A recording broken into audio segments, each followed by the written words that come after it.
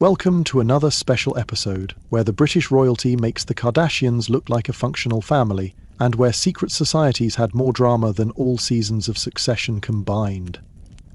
Today we're diving into a conspiracy so elaborate it would make House of Cards writers resign from lack of creativity. Oh, before I get lost in the London fog like our mysterious hooded assassin, if you're new here and enjoying these dark stories, help me with that like button that's more hidden than the evidence in the Jack the Ripper case.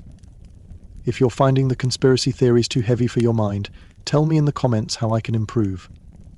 I make these videos for you to sleep better, not to stay awake planning moves to Canada. Subscribe to the channel, hit that rebellious notification bell, and tell me where you're watching from and what time it is there. I always wonder if there's someone questioning the official version of history at 3 in the morning in Sao Paulo, or if someone's watching this pretending to work in a boring meeting in Lisbon. From now on, you are a time traveller, capable of crossing decades and witnessing up close the conspiracies and darkest secrets of the Victorian era.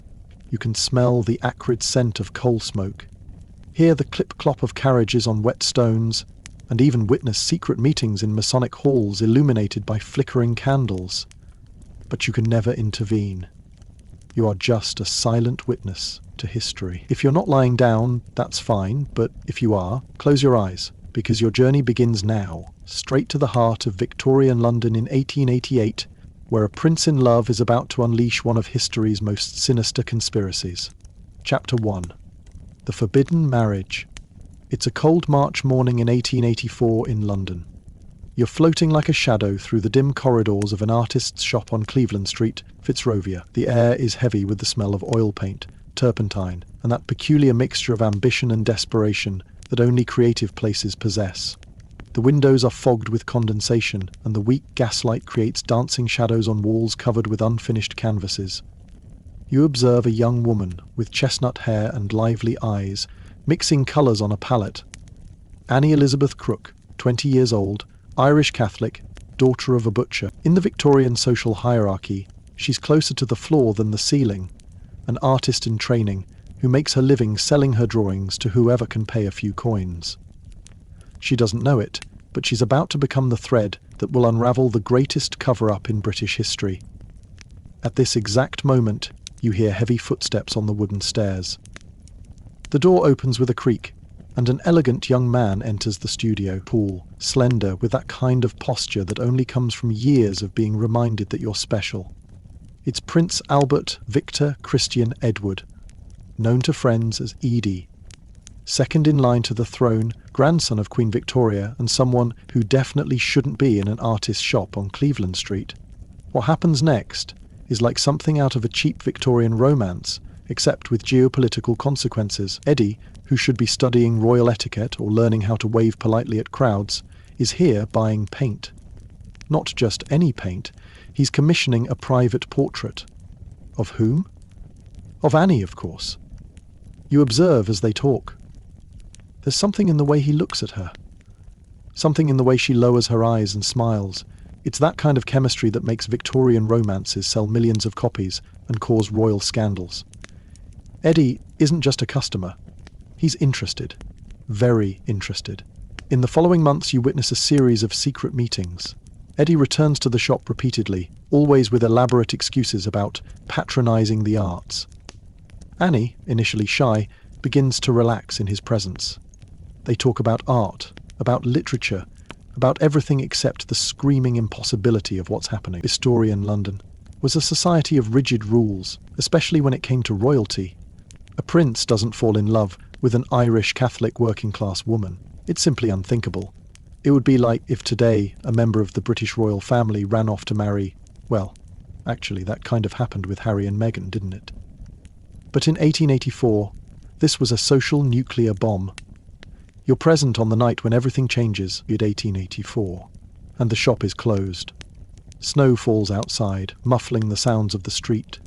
Inside, by flickering candlelight, Eddie and Annie are alone. He holds her hands, and you can see he's made a decision that will shake the British Empire to its foundations. "Annie," he whispers, "I know it's madness, but I want to marry you." She's speechless. Not because she doesn't want to, but because she understands the implications better than he does. Eddie, protected by the royal bubble, believes love conquers all. Annie, who fights every day to survive, knows there are forces in the world against which love doesn't stand a chance. But love, as always, is blind to politics. And so, in a small Catholic church hidden in the London suburbs, in a secret ceremony performed by a priest who probably regretted it for the rest of his life, Prince Albert, Victor, marries Annie Elizabeth Crook. A union that, in the eyes of the law, is invalid. In the eyes of the Catholic Church, sacred. In the eyes of the British establishment, high treason. You watch the newlyweds kiss and can feel something sinister approaching. Because somewhere in London, in a dark wood-panelled room where powerful men meet, someone already knows. And they're not happy. The Queen's physician 6 months later. You find yourself in one of the most impressive and intimidating environments in all of London, the private office of Sir William Withigull, at 74 Brook Street, Mayfair. The consulting room is a temple to Victorian medicine, walls lined with heavy leather books, human skeletons hanging like macabre decoration, and glass jars filled with organs preserved in formaldehyde that seem to watch you as you float through the room. The smell is a peculiar mixture of antiseptic, expensive tobacco, and that indefinable essence of power that seems to stick to the clothes of very important men. Heavy velvet curtains block most of the natural light, leaving the environment illuminated only by the golden glow of a crackling fireplace and some gas lamps that cast dancing shadows across portraits of nobles long dead. Sir William Gull sits behind a mahogany desk that could easily be used for performing surgeries. At 71 years old, he's an imposing figure, even seated. Grey hair perfectly combed, well-trimmed beard, and those penetrating eyes that seem capable of diagnosing your soul with just a glance. Gull isn't just a doctor. He is the doctor.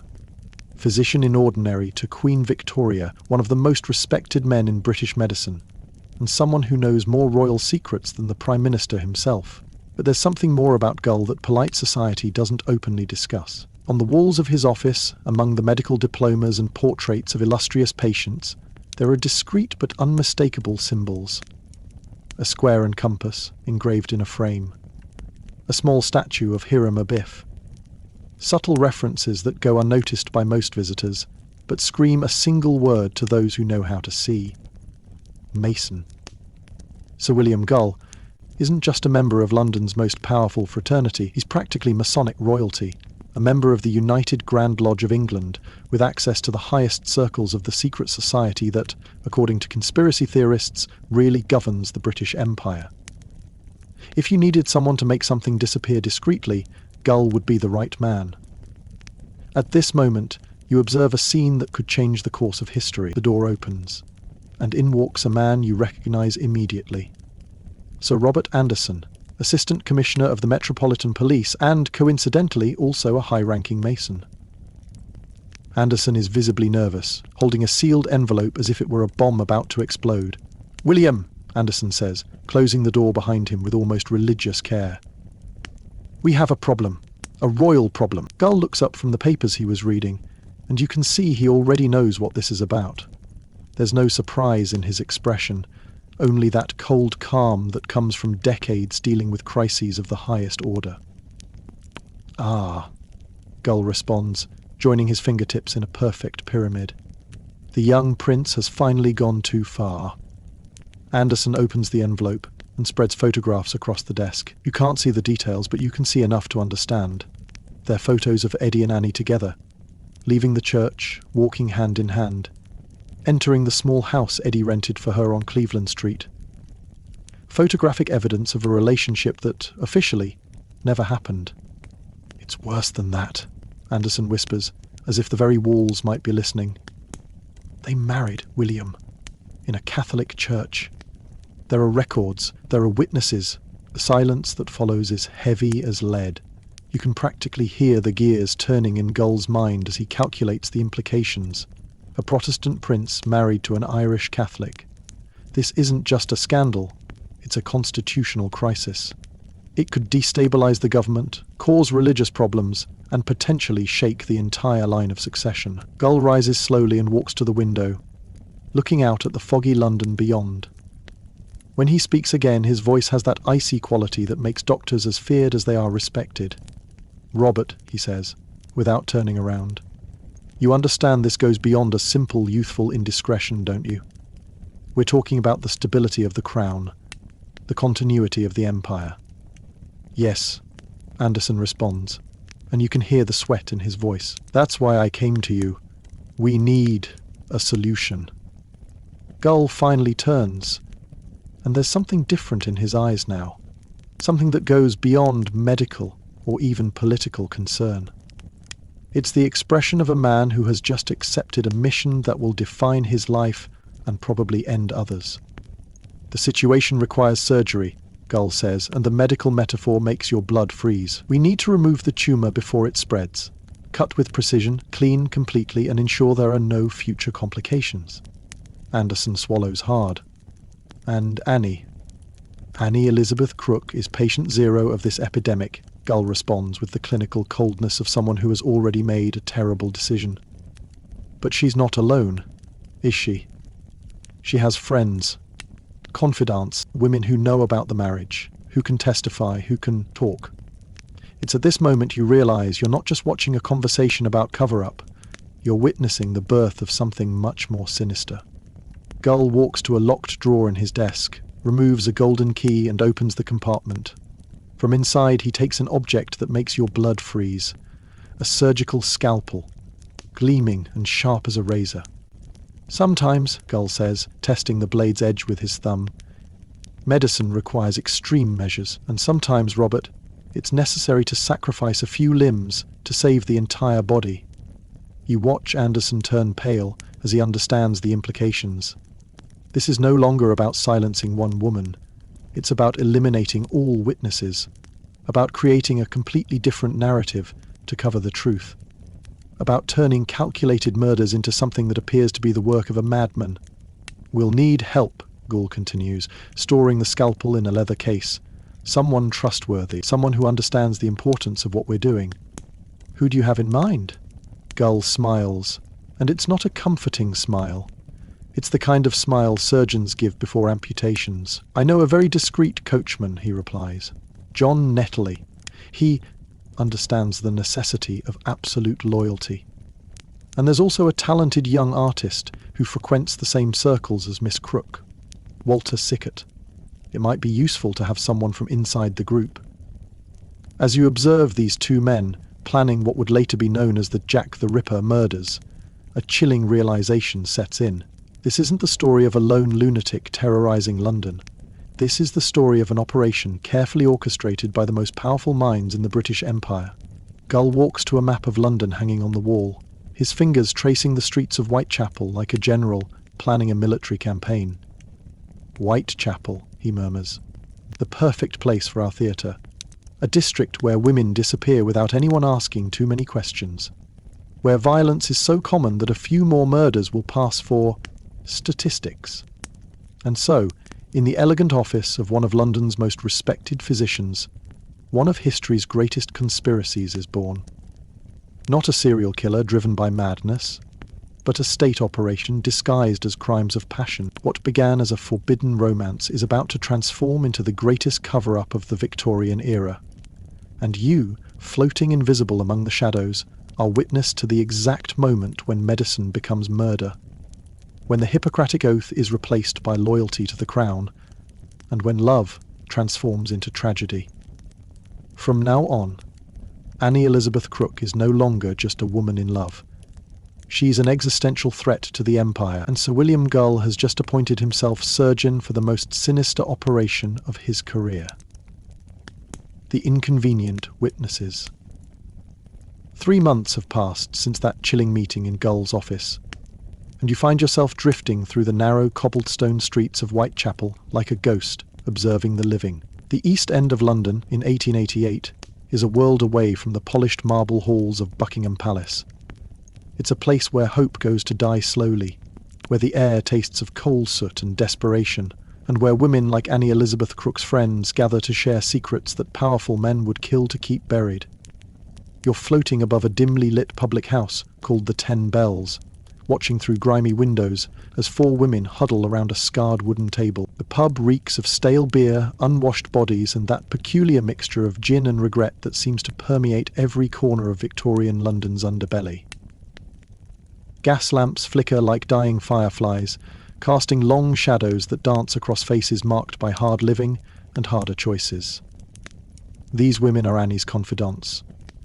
Her chosen family, in a world that offers little kindness to those born on the wrong side of respectability. There's Mary Ann Nichols, 43, whose laugh is too loud and whose smile doesn't quite reach her eyes anymore. Annie Chapman, 47, who still carries herself with traces of the middle-class respectability she lost years ago. Elizabeth Stride, 45, Swedish by birth but Cockney by survival, with cheekbones that hint of beauty and hands that speak of labour. And Catherine Eddowes, 46, sharp-tongued and sharper-witted, the kind of woman who notices everything and forgets nothing. If this were a modern true crime podcast, these would be the women whose stories get glossed over, reduced to unfortunate victims in someone else's narrative.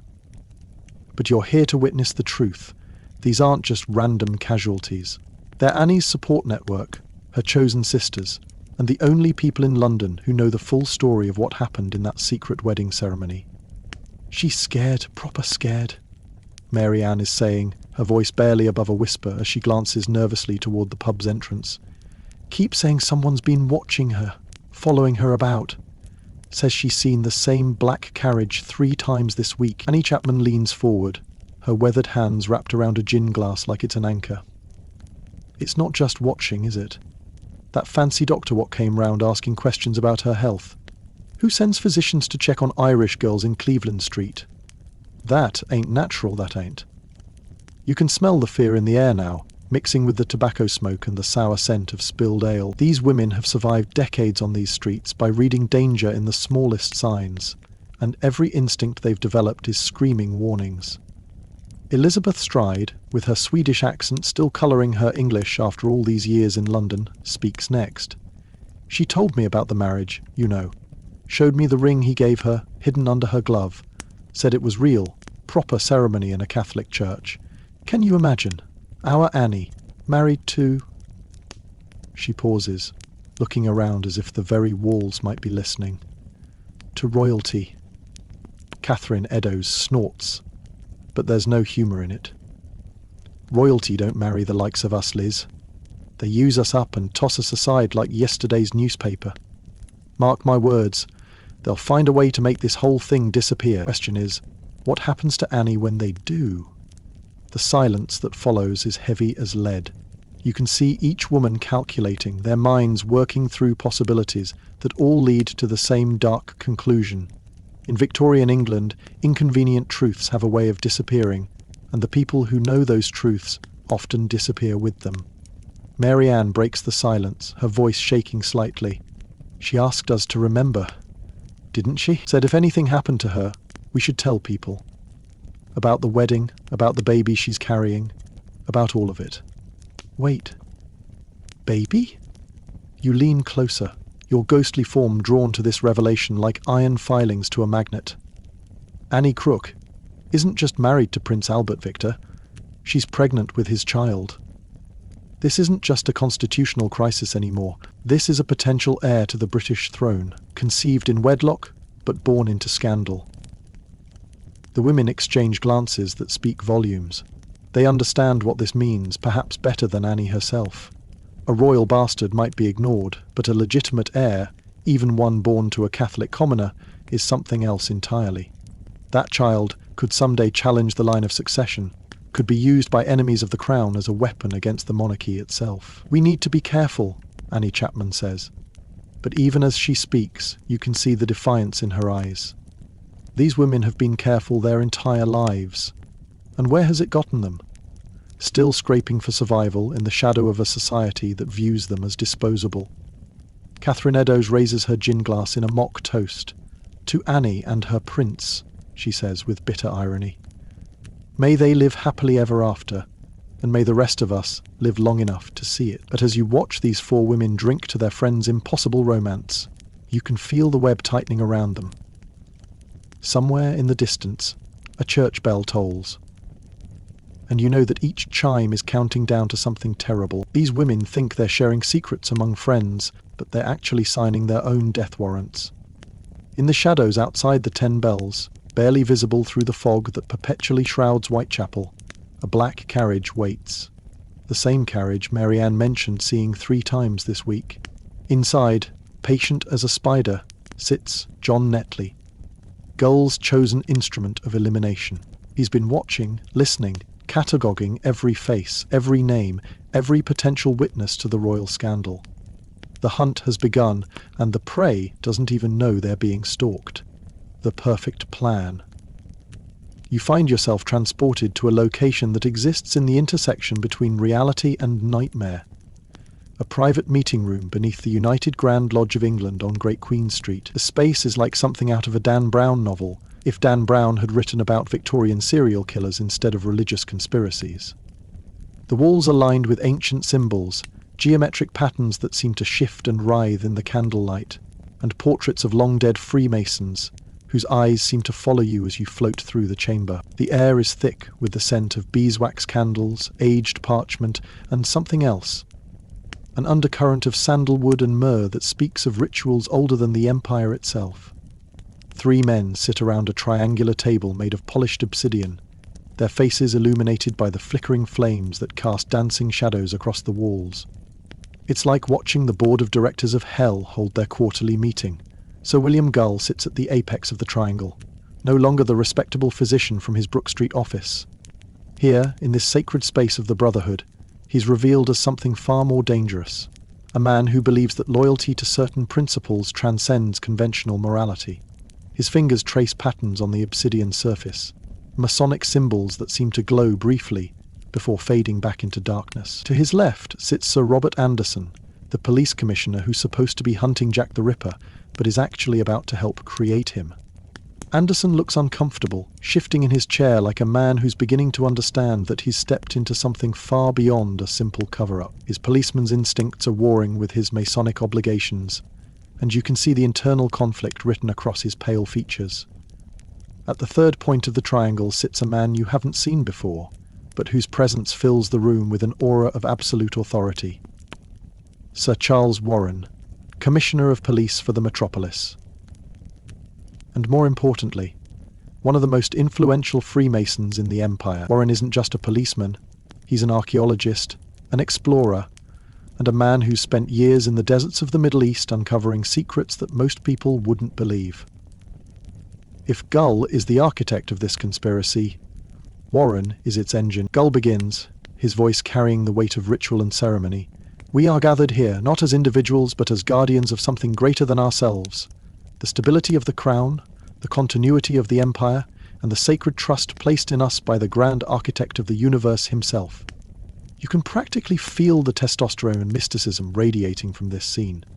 It's like watching a TED Talk for psychopaths, complete with PowerPoint presentations about murder. Warren spreads a detailed map of Whitechapel across the obsidian table, the parchment crackling as it unfolds. Red ink marks specific locations, pubs, lodging houses, dark alleys where a woman might disappear without too many questions being asked. It's a tactical overview that would make any military strategist proud. Except the objective isn't conquering territory, it's eliminating witnesses. The beauty of Whitechapel, Warren explains, his finger tracing routes through the labyrinthine streets, is that violence is currency there. Women disappear regularly, victims of poverty, disease, or simple brutality. A few more deaths will barely register in the official statistics. Anderson leans forward, his conscience making one last attempt at assertion. But Charles, we're talking about murder. Multiple murders. Innocent women who've done nothing but befriend the wrong person. Gull's laugh is soft but chilling. Innocent, Robert. These women sell their bodies for gin money. They're already dead to respectable society. We're simply formalizing the arrangement. The casual dehumanization is breathtaking. These men aren't just planning murder. They're convincing themselves that their victims don't fully qualify as human beings. It's the same psychological mechanism that allows any atrocity to be rationalized by those who commit it. Warren produces a leather portfolio and removes several photographs and documents. We've identified 4 primary witnesses: Mary Ann Nichols, Annie Chapman, Elizabeth Stride, and Catherine Eddowes. Each has direct knowledge of the marriage and represents a clear threat to Crown security. You watch as he arranges the photographs like a general positioning pieces on a chessboard. These women's faces stare up from the obsidian table, unaware that their fates are being decided by men who will never know their names or care about their dreams. The key, Gull continues, producing his surgical instruments and laying them out with ceremonial precision, is to create a narrative that explains their deaths, while simultaneously discrediting anything they might have said about Prince Albert Victor. We need a killer who's clearly insane, whose motives are obviously sexual rather than political. Anderson nods slowly, beginning to understand the elegance of the plan. Jack the Ripper, a madman who targets prostitutes for reasons no sane person could comprehend. Any stories about royal marriages would seem like the desperate lies of desperate women. Precisely, Warren agrees. The more bizarre and ritualistic the murders, the less likely anyone will look for rational motives.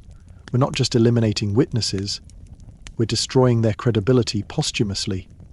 Gull picks up his scalpel, the blade catching the candlelight like a fragment of captured flame. The medical aspect is crucial. The mutilations must appear to be the work of someone with anatomical knowledge but driven by madness rather than precision. A doctor gone wrong, perhaps. Or a butcher with delusions of surgical grandeur. The irony is almost too perfect. Gull, one of the most respected physicians in London, is planning to frame his own profession for the murders he's about to commit. It's like if Gordon Ramsay decided to become a serial killer and then blamed other chefs for having terrible knife skills. Warren reaches into his portfolio again and produces a detailed schedule. The timing must be carefully coordinated, too frequent, and we risk overwhelming the police's ability to maintain the fiction. Too infrequent, and public interest might wane before all witnesses are eliminated. You're watching the birth of one of history's most notorious serial killing sprees, being planned with the same attention to detail as a military campaign or a corporate merger. These men aren't monsters in the traditional sense. They're bureaucrats of evil, administering death with the same methodical precision they'd use to plan a railway timetable. And what of Annie herself? Anderson asks. She's the primary threat. Gull's smile is colder than a London winter. Annie Crook will suffer a tragic mental breakdown. The stress of poverty combined with her delicate condition will require her to be institutionalized for her own safety. Once she's in a suitable asylum, her ravings about royal marriages will be dismissed as the fantasies of a madwoman. The plan is diabolical in its completeness. Not only will they eliminate the witnesses, but they'll destroy the credibility of the primary source. Annie will be made to disappear not through death, but through a fate arguably worse, being buried alive in Victorian London's nightmare asylum system, her story dismissed as insanity. Warren stands and walks to an ornate cabinet against the far wall. From inside, he removes a wooden box carved with Masonic symbols. As he opens it, you can see it contains various ritual implements, but also something more sinister. Maps of London's sewer system, detailed plans of police patrol routes, and what appears to be a collection of disguises and theatrical makeup. "Gentlemen," Warren announces, his voice taking on the cadence of Masonic ritual, "we are no longer merely men. We are instruments of a higher purpose. The preservation of order requires the elimination of chaos, and sometimes that elimination must be surgical in nature." All 3 men stand now, forming a triangle around the obsidian table. They join hands, and Gull begins to speak in a voice that carries the weight of centuries of secret tradition. "By the grand architect of the universe, by the sacred geometry that governs all creation, and by the bonds that unite us as brothers in the craft, we swear to see this work completed. Let no innocent suffer unnecessarily, but let no threat to the crown survive." It's a prayer, a promise, and a death sentence all wrapped into one. You're witnessing the moment when respected pillars of society transform themselves into something far darker, not through madness or passion, but through cold, calculated loyalty to institutions they believe transcend individual human life. As the ritual concludes and the men begin to discuss logistics, how to obtain a suitable carriage, where to dispose of evidence, which newspapers might be most useful in spreading the Jack the Ripper mythology, you realize you're watching the birth of more than just a series of murders. You're seeing the creation of a legend, a story so compelling and terrifying that it will outlive everyone in this room. The perfect plan isn't just about killing witnesses. It's about creating a myth so powerful that the truth will be forever buried beneath it. The Coachman from Hell. The fog-shrouded streets of Victorian London are about to meet their most sinister regular customer, and you're floating like a malevolent spirit through the cramped quarters of what can only be described as the headquarters of doom. Welcome to John Netley's world, a combination stable, workshop and personal residence that exists somewhere in the grey area between legitimate business and organised crime. The building squats in a narrow alley off Dorset Street like a cancerous growth, its brick walls blackened by decades of coal smoke, and its windows so grimy they might as well be painted black. The ground floor houses Netley's ostensible business, a carriage rental service for those who need discretionary transportation around London. But this isn't your average Uber predecessor. This is more like an Uber for people whose destinations include somewhere no one will find the body. You can smell the place before you even fully materialize inside. A cocktail of horse sweat, leather oil, metal polish, and something else. Something that makes your non-existent stomach churn. It's the smell of fear, of violence planned and executed, of secrets buried so deep they've begun to ferment. John Netley himself is exactly what central casting would order if they needed someone to play Victorian serial killer's accomplice. Average height, forgettable features, with the kind of face that blends into crowds and disappears from memory. His most distinctive characteristic is his complete lack of distinctive characteristics, a human equivalent of beige wallpaper. In a lineup, witnesses would struggle to pick him out. In a social gathering, he'd be the man nobody remembers meeting. But his ordinariness is the point. Netley isn't just a coachman. He's a professional invisible man. For years, he's been the go-to transportation provider for London's elite when they need to travel without leaving a paper trail. Midnight meetings, discreet affairs, business deals that can't happen in respectable locations. Netley has seen it all and, more importantly, has never seen anything at all. You watch as he meticulously prepares his special carriage, the one reserved for what he euphemistically calls private consultations. From the outside, it looks like any other upper-class vehicle. Black lacquered wood, brass fittings polished to a mirror shine, and curtains thick enough to ensure complete privacy. But Netley's modifications tell a different story. The interior has been lined with oiled leather that can be easily cleaned. The windows have been fitted with special latches that can only be opened from the outside. The floor has been reinforced and fitted with drainage channels that aren't visible unless you know where to look. It's like a Victorian-era mobile torture chamber, designed by someone who's clearly put considerable thought into the practical aspects of abduction and murder. Netley hums tunelessly as he works, checking and rechecking every detail, with the obsessive precision of a man who knows that a single oversight could mean the difference between a successful operation and a date with the hangman's noose. He's oiling the hinges on the carriage doors when a sharp knock echoes through the stable. "Enter!" Netley calls, and you watch as Sir William Gull steps into the dim space. The contrast between the two men is striking. Gull in his expensive overcoat and gold-headed walking stick, Netley in his working clothes stained with grease and God knows what else.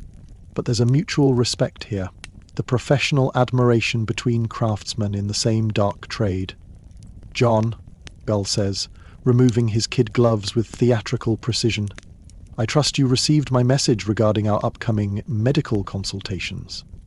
Netley grins, and it's not a pleasant expression. His teeth are yellowed and crooked, and his smile has all the warmth of a freshly dug grave. "Oh yes, Doctor. Everything's prepared according to your specifications. The carriage is ready, the routes are planned, and I've taken the liberty of preparing some additional supplies." He leads Gull to a workbench against the far wall, where various items are laid out like surgical instruments. Chloroform and clean rags for subduing passengers without leaving obvious marks. Leather restraints that can be quickly applied and easily disposed of afterward.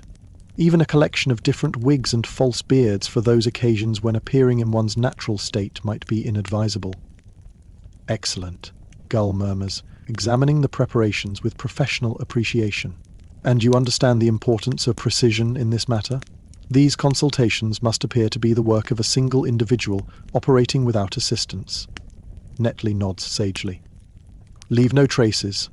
Create no connections. Maintain complete deniability. I've been doing this kind of work since before you were prescribing laudanum for nervous ladies, Doctor. The key is simplicity.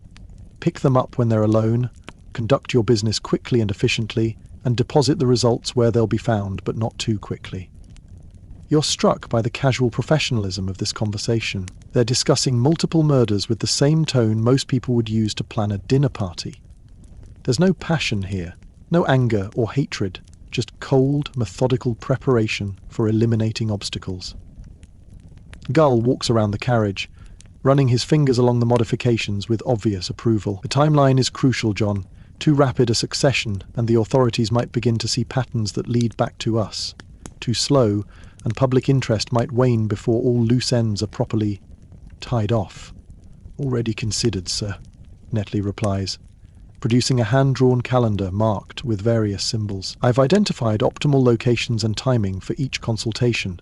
Weekends and holidays when police patrols are reduced. Areas where the discovery of bodies will cause maximum sensation, but minimum useful investigation. The calendar is a masterpiece of criminal planning. Each targeted date is carefully chosen to coincide with moments when London's attention will be elsewhere. Political events, royal functions, public celebrations that will dominate newspaper coverage and distract from the methodical elimination of inconvenient witnesses. And the signature elements? Gull asks, referring to the mutilations that will make Jack the Ripper infamous. The medical aspects that will convince investigators they're dealing with a madman rather than a professional. Netley's grin widens. That's where your expertise comes in, Doctor. My job is delivery and disposal. The artistry of each consultation is entirely in your capable hands. It's a division of labour that would make Henry Ford proud if Henry Ford had been in the business of manufacturing corpses instead of automobiles. Each man playing to his strengths, each contributing his unique skills to a common enterprise. Gull reaches into his medical bag and withdraws a leather roll containing his surgical instruments. Even in the dim light of the stable, the scalpels and bone saws gleam with deadly sharpness. These consultations must tell a story, John.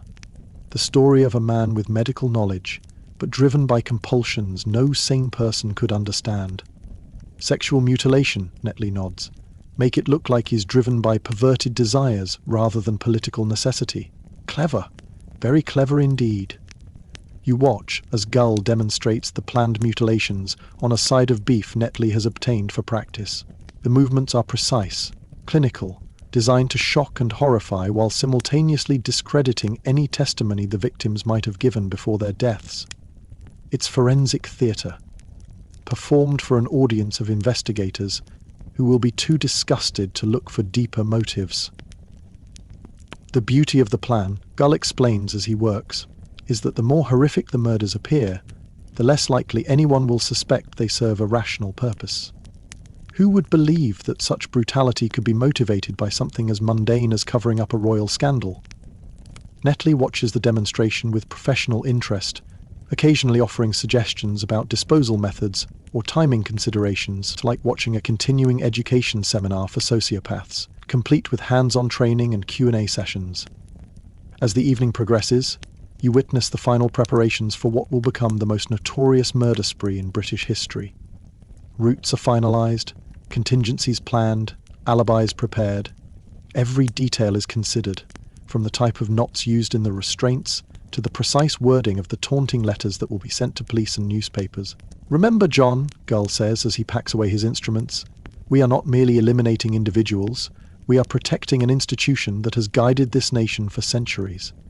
History will judge us not by our methods, but by our success in preserving the crown. Netley straightens his shoulders, taking obvious pride in his role as protector of the monarchy. You can count on me, Doctor. Those women won't even know what's happening until it's far too late to matter. And with that chilling promise, the final piece of the conspiracy clicks into place. You've witnessed the transformation of a royal romance into a murder plot, seen respected pillars of society become architects of atrocity, and watched the birth of a legend that will terrify London for generations.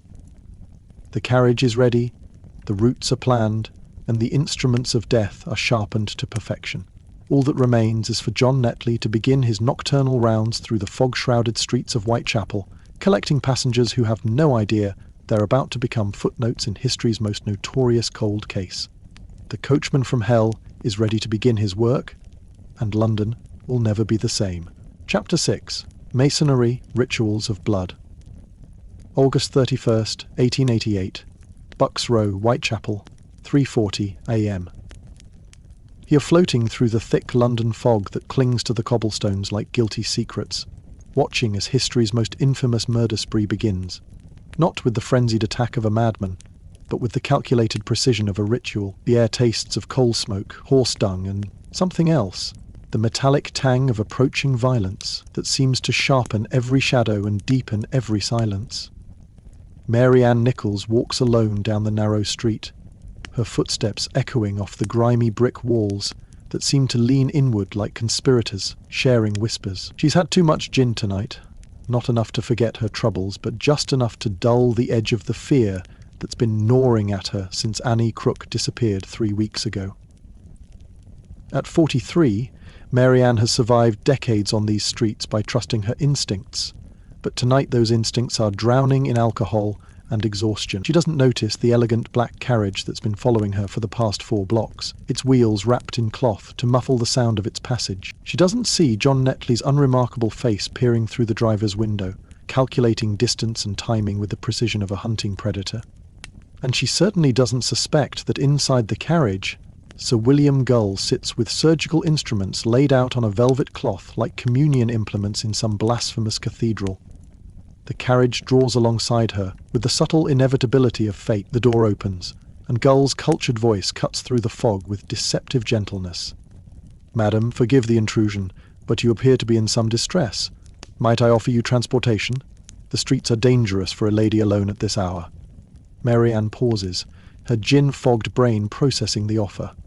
A gentleman's carriage, a refined accent, the promise of safety in a neighbourhood where safety is rarer than honest politicians. What could possibly go wrong?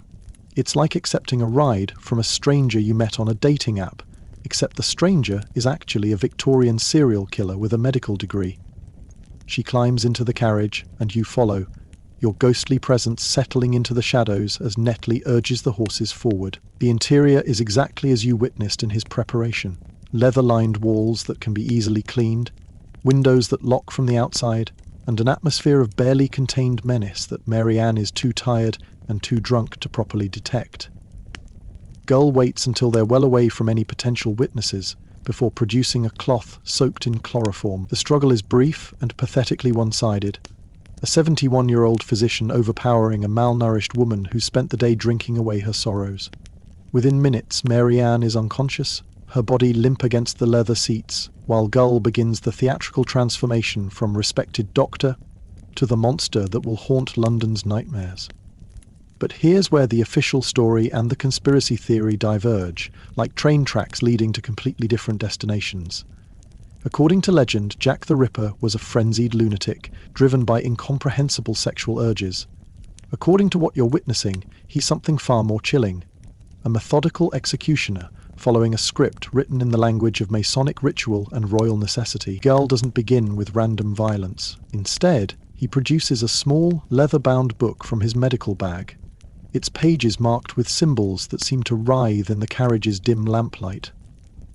It's a guide to Masonic punishment rituals, adapted for the specific purpose of sending a message that only initiates will fully understand.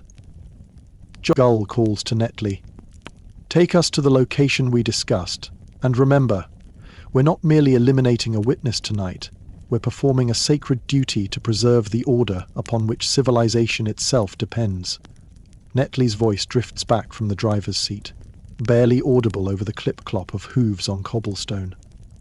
"Understood, Doctor.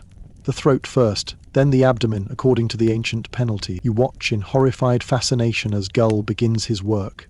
Not with the random slashing of a maniac, but with the careful precision of someone following a very specific ritual template. The cuts to Mary Ann's throat are made from left to right, mimicking the traditional Masonic penalty for revealing lodge secrets. The abdominal mutilations follow patterns that echo the symbolic disembowelment threatened against those who betray their Masonic oaths. This isn't random violence. It's a message written in blood, designed to be read by those who understand the symbolic language, while appearing to be meaningless butchery to everyone else. It's like leaving a coded warning that only members of the conspiracy will recognize. This is what happens to those who threaten our secrets.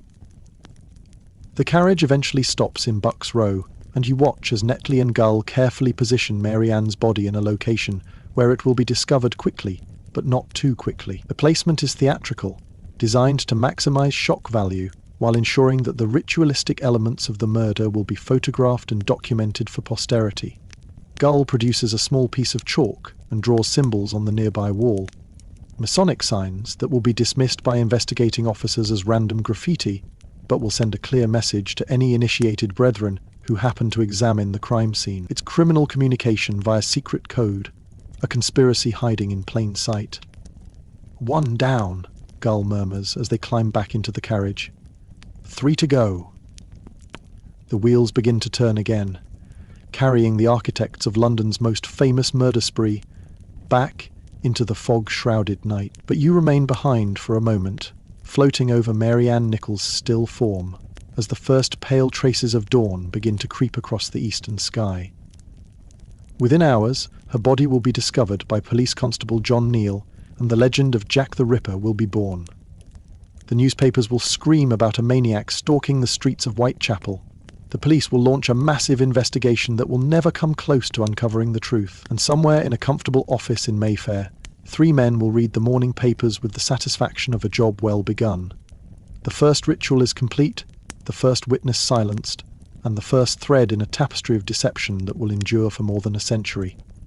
Mary Ann Nichols died believing she was the victim of a random crime, never knowing that her death was actually a carefully orchestrated political assassination disguised as the work of a sexual deviant. The fog closes in around her body like a burial shroud, and somewhere in the distance, a church bell tolls, once, for the first official victim of Jack the Ripper. But you know better. You know that Mary Ann Nichols was actually the first casualty in a war between love and power, between individual happiness and institutional survival. And this is only the beginning. The artist accomplice. 3 weeks later, you find yourself drifting through the bohemian chaos of Walter Richard Sickert's studio in Camden, a space that exists somewhere between artist's garret and psychological crime scene. The room reeks of oil paint, turpentine, and that particular brand of creative madness that can either produce masterpieces or manifestos. Canvases lean against every available wall surface, their surfaces covered with scenes that range from mundane London street life to disturbing portraits that seem to stare back at their viewers with unsettling intensity. Sickert himself is exactly what central casting would order for tortured artist with secrets.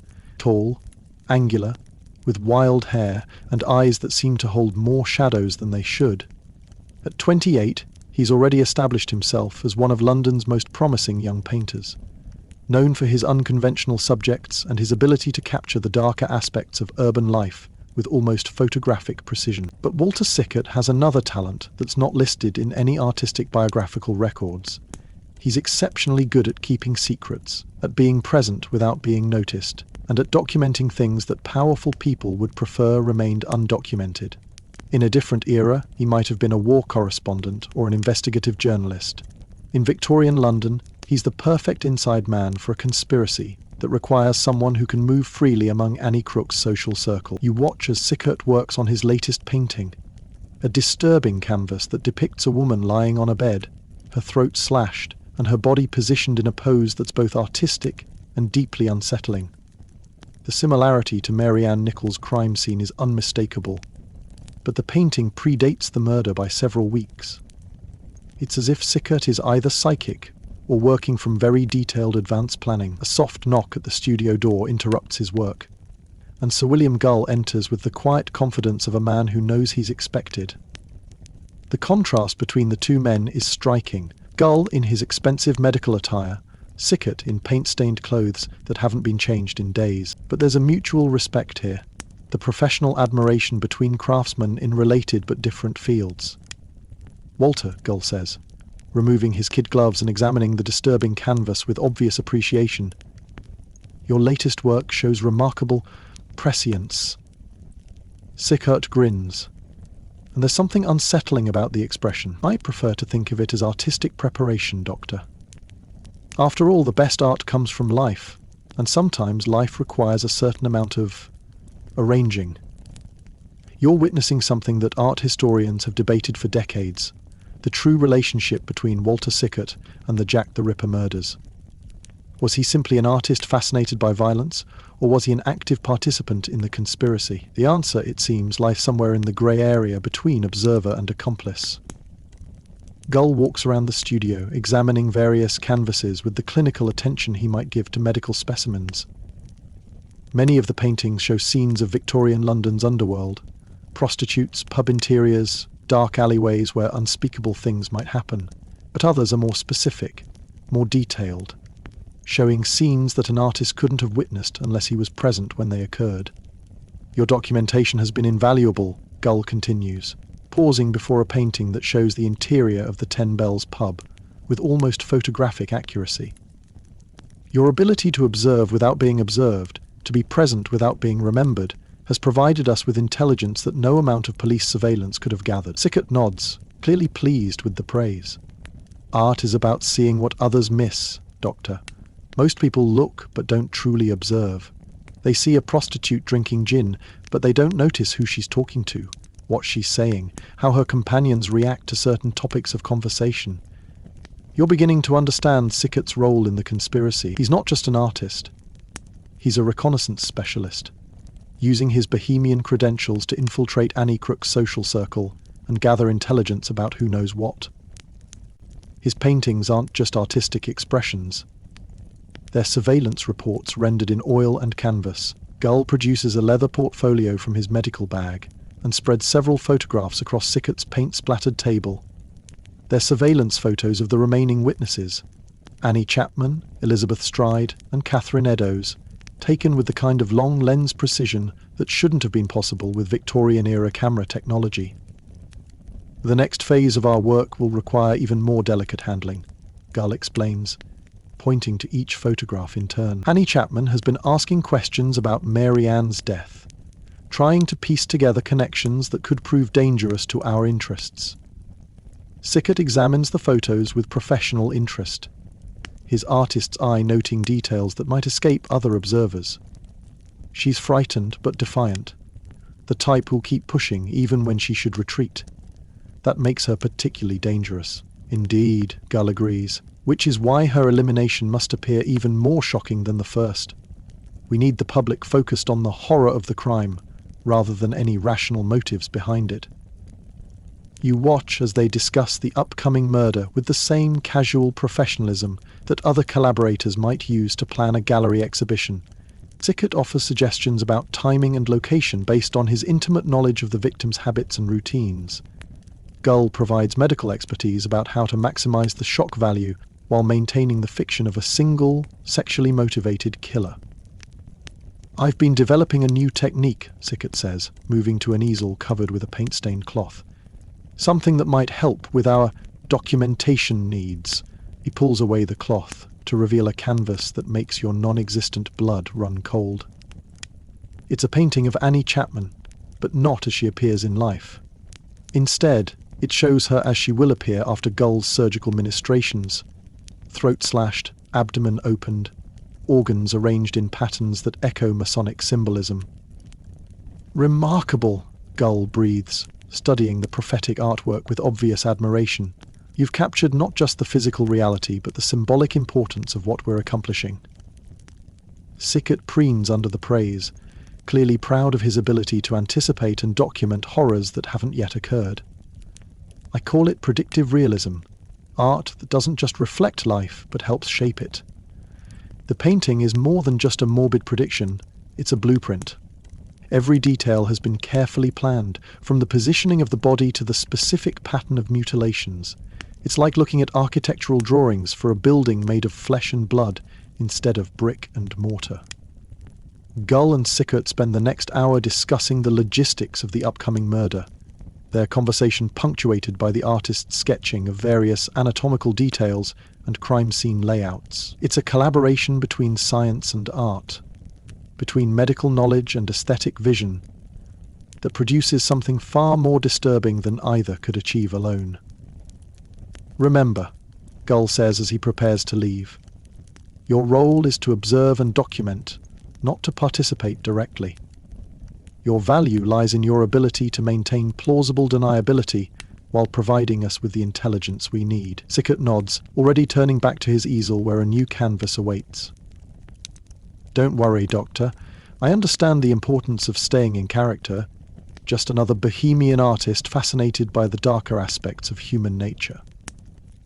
As Gull departs, you remain in the studio, watching Sickert work on his latest piece. The painting that emerges under his brush is both beautiful and horrifying, a masterpiece of technical skill devoted to documenting calculated murder.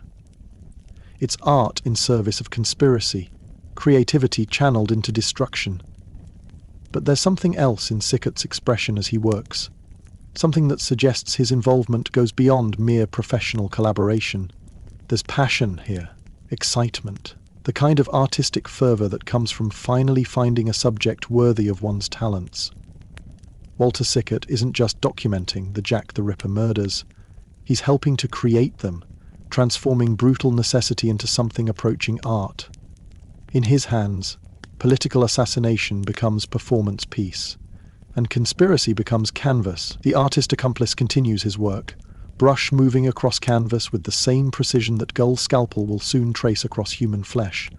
And somewhere in London, Annie Chapman goes about her daily routine, unaware that her death has already been painted, planned, and prepared, down to the smallest detail.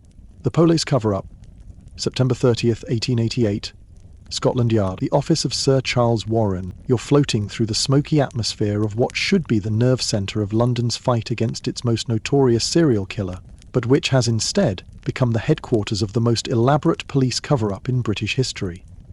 The room reeks of pipe tobacco, masculine anxiety, and the particular brand of institutional corruption that occurs when those sworn to uphold justice become its primary obstacles. Commissioner Warren sits behind a desk that could accommodate a small dinner party, surrounded by the organised chaos of a major criminal investigation. Maps of Whitechapel cover every available wall surface, marked with red pins that trace the movements of Jack the Ripper through the maze-like streets of London's East End.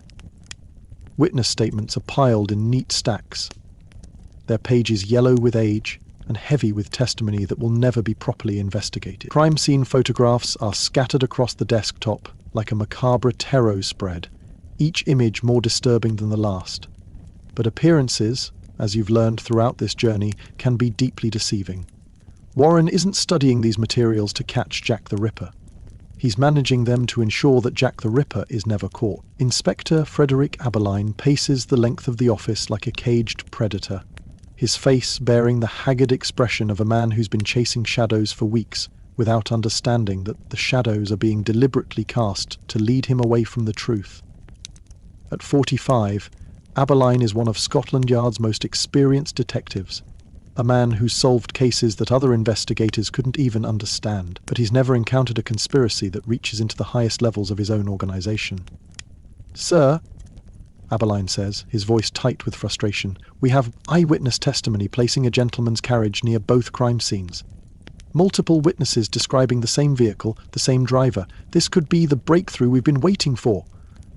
Warren looks up from the documents he's been pretending to study, his expression carefully neutral. "Interesting, Inspector.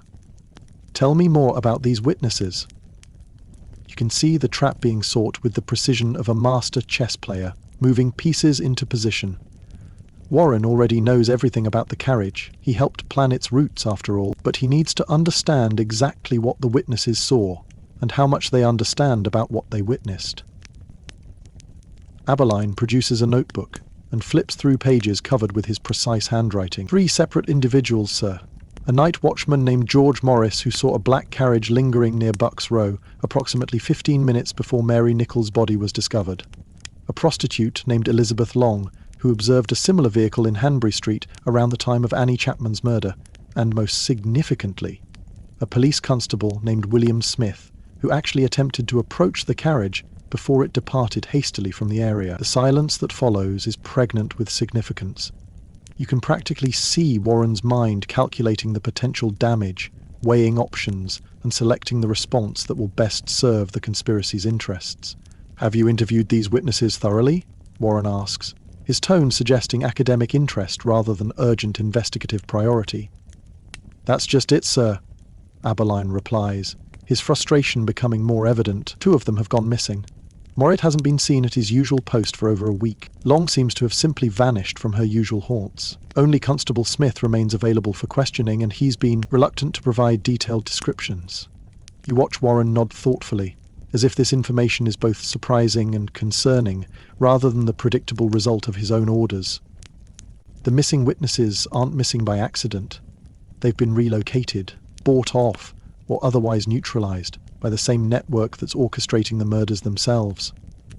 "Most disturbing," Warren murmurs, making a note on a piece of paper that you suspect will never be filed with the official case documents. "Inspector, I want you to focus your attention on more productive lines of inquiry. This carriage business sounds like the fantasies of unreliable witnesses trying to insert themselves into a sensational case."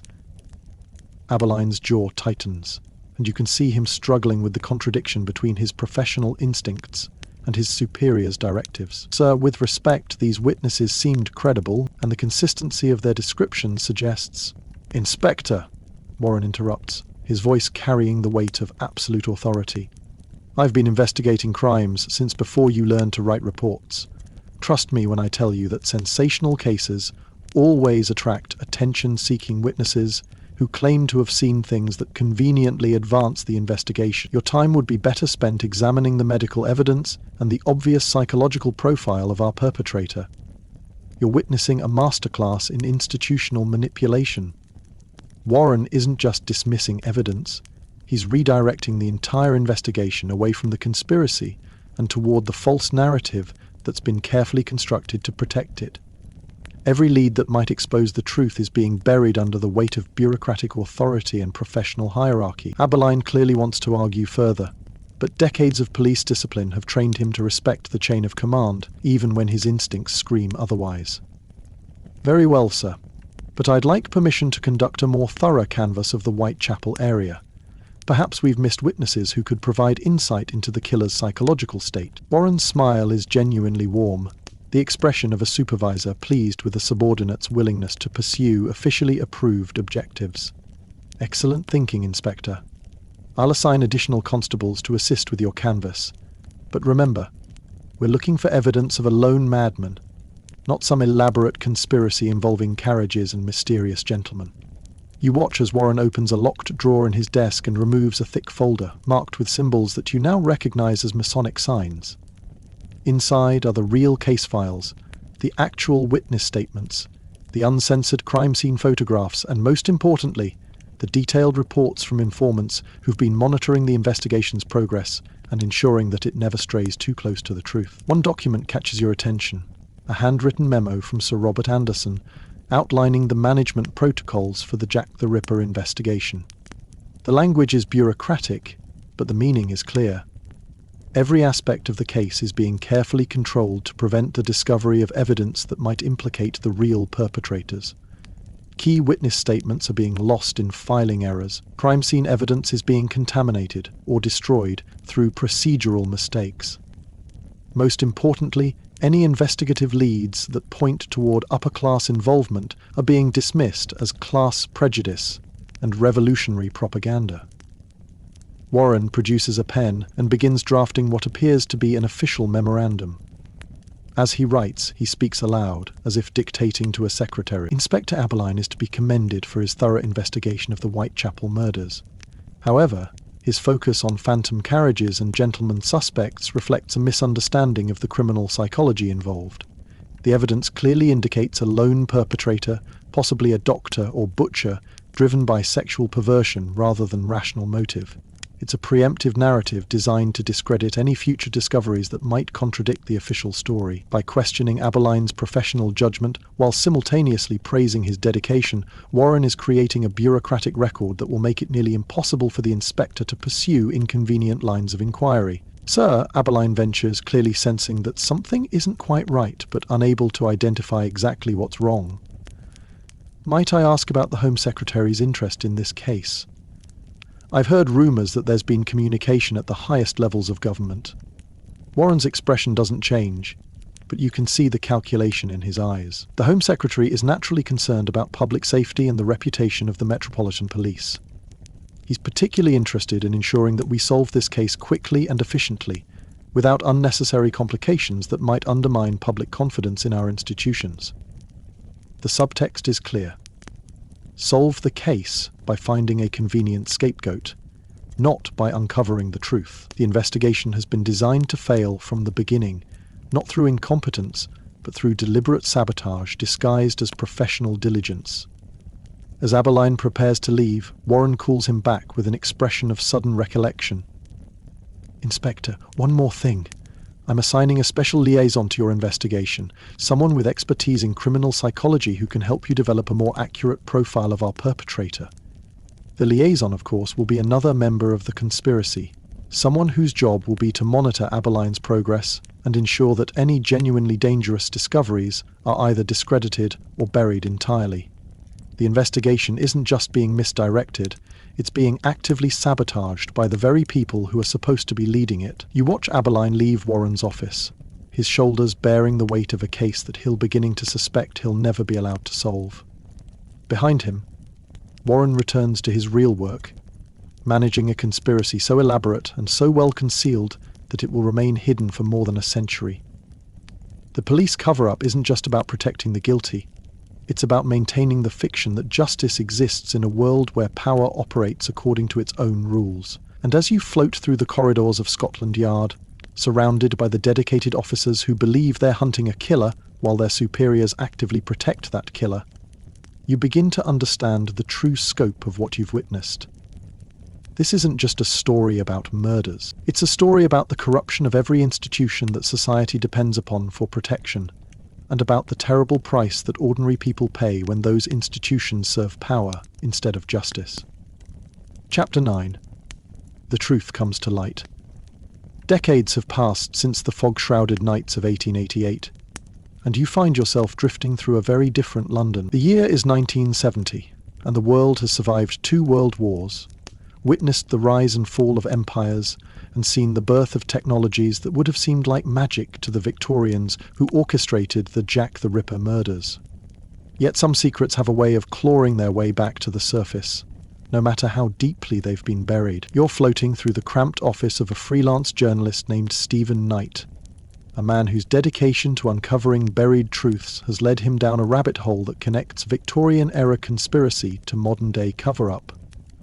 The room smells of cigarette smoke, instant coffee, and that particular brand of obsession that comes from spending months pursuing a story that everyone else insists doesn't exist. Knight's workspace is a shrine to methodical investigation. Photocopies of century-old police reports cover every available surface, connected by red string like a spider's web of conspiracy.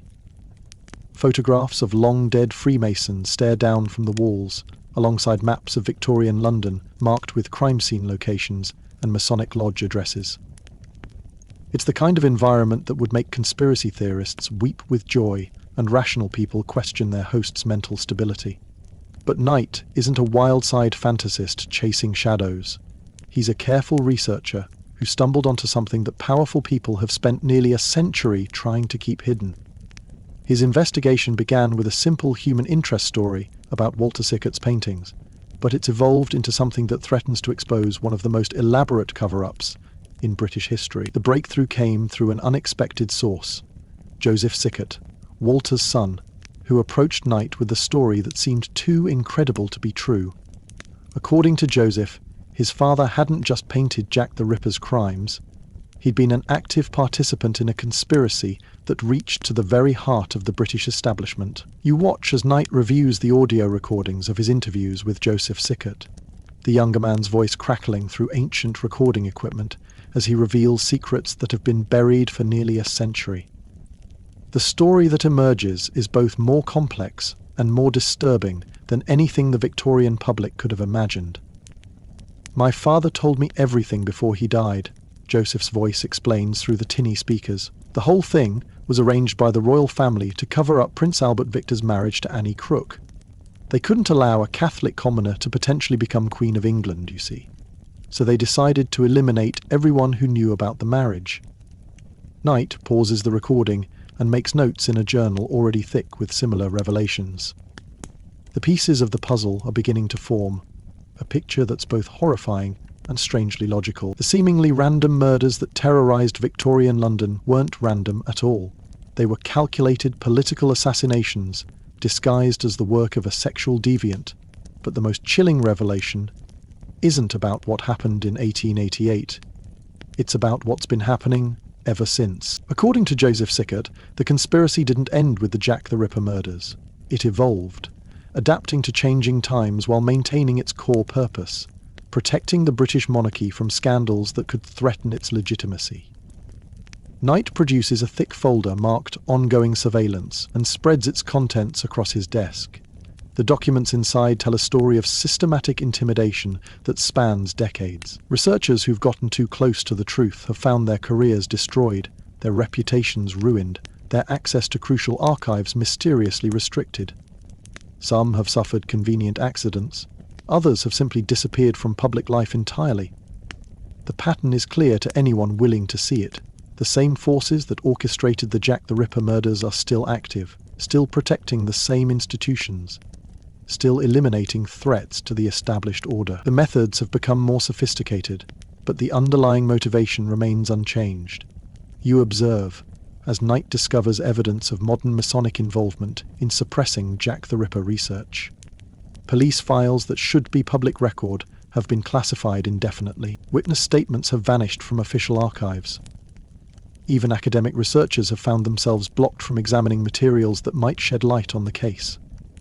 "It's not just about protecting the reputation of long-dead royals," Knight mutters to himself as he works, his voice carrying the weight of a man who's beginning to understand the true scope of what he's uncovered. "It's about maintaining the fiction that our institutions are trustworthy, that justice exists, that the powerful play by the same rules as everyone else." The investigation reveals something even more disturbing. The Jack the Ripper mythology has been deliberately maintained and manipulated to serve ongoing propaganda purposes. The image of a lone madman stalking the streets of Victorian London has become a useful distraction from questions about how power really operates in modern Britain. Every new Jack the Ripper theory that focuses on individual suspects serves the conspiracy's interests by directing attention away from institutional involvement. Every sensational documentary that treats the case as an unsolvable mystery helps maintain the cover-up by suggesting that the truth is unknowable, rather than deliberately concealed. Knight's research shows that the conspiracy isn't just about the past. It's about shaping how people understand power in the present. The Jack the Ripper case has become a template for how authority manages inconvenient truths, how institutions protect themselves, and how the public can be manipulated into accepting official narratives that serve elite interests.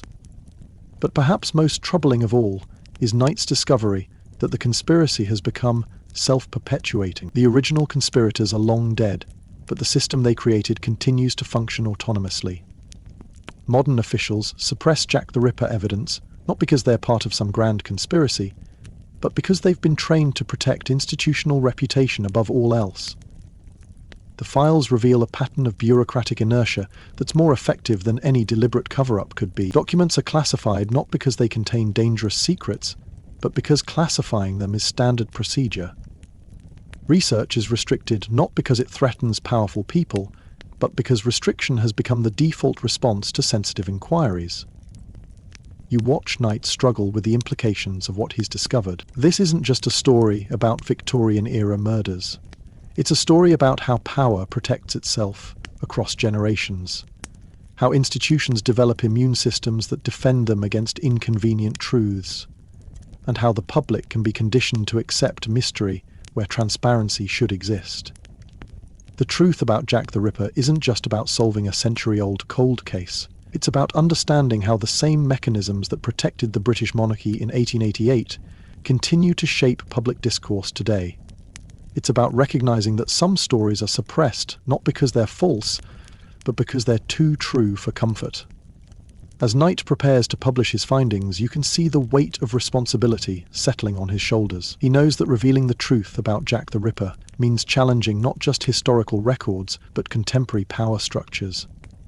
He's about to suggest that one of the most famous unsolved mysteries in history was actually solved before it began.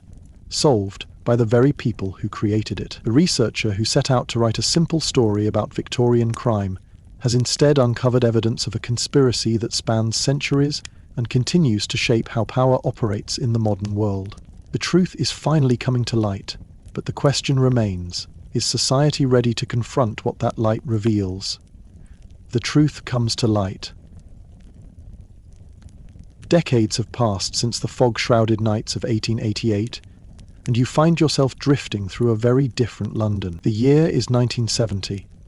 And the world has survived 2 world wars, witnessed the rise and fall of empires, and seen the birth of technologies that would have seemed like magic to the Victorians who orchestrated the Jack the Ripper murders. Yet some secrets have a way of clawing their way back to the surface, no matter how deeply they've been buried. You're floating through the cramped office of a freelance journalist named Stephen Knight, a man whose dedication to uncovering buried truths has led him down a rabbit hole that connects Victorian-era conspiracy to modern-day cover-up. The room smells of cigarette smoke, instant coffee, and that particular brand of obsession that comes from spending months pursuing a story that everyone else insists doesn't exist. Knight's workspace is a shrine to methodical investigation. Photocopies of century-old police reports cover every available surface, connected by red string like a spider's web of conspiracy. Photographs of long-dead Freemasons stare down from the walls, alongside maps of Victorian London marked with crime scene locations and Masonic lodge addresses. It's the kind of environment that would make conspiracy theorists weep with joy and rational people question their host's mental stability. But Knight isn't a wild-eyed fantasist chasing shadows. He's a careful researcher who stumbled onto something that powerful people have spent nearly a century trying to keep hidden. His investigation began with a simple human interest story about Walter Sickert's paintings, but it's evolved into something that threatens to expose one of the most elaborate cover-ups in British history. The breakthrough came through an unexpected source. Joseph Sickert, Walter's son, who approached Knight with a story that seemed too incredible to be true. According to Joseph, his father hadn't just painted Jack the Ripper's crimes, he'd been an active participant in a conspiracy that reached to the very heart of the British establishment. You watch as Knight reviews the audio recordings of his interviews with Joseph Sickert, the younger man's voice crackling through ancient recording equipment as he reveals secrets that have been buried for nearly a century. The story that emerges is both more complex and more disturbing than anything the Victorian public could have imagined. "My father told me everything before he died," Joseph's voice explains through the tinny speakers. "The whole thing was arranged by the royal family to cover up Prince Albert Victor's marriage to Annie Crook. They couldn't allow a Catholic commoner to potentially become Queen of England, you see, so they decided to eliminate everyone who knew about the marriage." Knight pauses the recording and makes notes in a journal already thick with similar revelations. The pieces of the puzzle are beginning to form a picture that's both horrifying and strangely logical. The seemingly random murders that terrorized Victorian London weren't random at all. They were calculated political assassinations disguised as the work of a sexual deviant. But the most chilling revelation isn't about what happened in 1888. It's about what's been happening ever since. According to Joseph Sickert, the conspiracy didn't end with the Jack the Ripper murders. It evolved, adapting to changing times while maintaining its core purpose: protecting the British monarchy from scandals that could threaten its legitimacy. Knight produces a thick folder marked "Ongoing Surveillance" and spreads its contents across his desk. The documents inside tell a story of systematic intimidation that spans decades. Researchers who've gotten too close to the truth have found their careers destroyed, their reputations ruined, their access to crucial archives mysteriously restricted. Some have suffered convenient accidents. Others have simply disappeared from public life entirely. The pattern is clear to anyone willing to see it. The same forces that orchestrated the Jack the Ripper murders are still active, still protecting the same institutions, still eliminating threats to the established order. The methods have become more sophisticated, but the underlying motivation remains unchanged. You observe as Knight discovers evidence of modern Masonic involvement in suppressing Jack the Ripper research. Police files that should be public record have been classified indefinitely. Witness statements have vanished from official archives. Even academic researchers have found themselves blocked from examining materials that might shed light on the case. It's not just about protecting the reputation of long-dead royals, Knight mutters to himself as he works, his voice carrying the weight of a man who's beginning to understand the true scope of what is uncovered. It's about maintaining the fiction that our institutions are trustworthy, that justice exists, that the powerful play by the same rules as everyone else. The investigation reveals something even more disturbing. The Jack the Ripper mythology has been deliberately maintained and manipulated to serve ongoing propaganda purposes. The image of a lone madman stalking the streets of Victorian London has become a useful distraction from questions about how power really operates in modern Britain. Every new Jack the Ripper theory that focuses on individual suspects serves the conspiracy's interests by directing attention away from institutional involvement. Every sensational documentary that treats the case as an unsolvable mystery helps maintain the cover-up by suggesting that the truth is unknowable rather than deliberately concealed. Knight's research shows that the conspiracy isn't just about the past, it's about shaping how people understand power in the present. The Jack the Ripper case has become a template for how authority manages inconvenient truths, how institutions protect themselves, and how the public can be manipulated into accepting official narratives that serve elite interests. As Knight delves deeper into the modern implications of his discoveries, he uncovers a disturbing pattern of institutional memory management. Government departments have developed sophisticated systems for controlling historical narratives, ensuring that certain stories are told in certain ways while others are buried completely. The Jack the Ripper case, he realizes, is just one example of how the British establishment has perfected the art of conspiracy management. Rather than simply denying inconvenient truths, they've learned to flood the information environment with competing theories, alternative suspects, and sensational distractions that make genuine investigation nearly impossible. You watch as Knight discovers documents showing how government agencies have secretly funded Jack the Ripper research that supports the lone madman theory, while simultaneously blocking access to materials that might suggest institutional involvement. It's a masterclass in information warfare, conducted not against foreign enemies, but against the British public itself. The files reveal that modern conspiracy management operates on multiple levels. At the surface level, there's active suppression, documents classified, researchers intimidated, witnesses relocated. But at a deeper level, there's something more insidious. The creation of controlled opposition that gives the appearance of free inquiry while actually limiting the scope of acceptable conclusions. Knight realizes that many of the most prominent Jack the Ripper researchers have been unwitting participants in this system, pursuing lines of inquiry that seem radical but actually serve to reinforce the official narrative by failing spectacularly to produce credible alternatives. But perhaps most troubling of all is Knight's discovery that the conspiracy has become self-perpetuating. The original conspirators are long dead, but the system they created continues to function autonomously. Modern officials suppress Jack the Ripper evidence, not because they're part of some grand conspiracy, but because they've been trained to protect institutional reputation above all else. The files reveal a pattern of bureaucratic inertia that's more effective than any deliberate cover-up could be. The documents are classified not because they contain dangerous secrets, but because classifying them is standard procedure. Research is restricted not because it threatens powerful people, but because restriction has become the default response to sensitive inquiries. Knight finds evidence that this same system has been applied to dozens of other historical controversies, from wartime atrocities to political assassinations. The Jack the Ripper case wasn't unique. It was a prototype for how modern governments manage historical truth in service of contemporary power. As he prepares to publish his findings, Knight receives a series of increasingly urgent phone calls from government officials, academic administrators, and publishing executives. The message is always the same. His research is based on unreliable sources, his conclusions are irresponsible, and publication would damage important institutions without serving any useful purpose.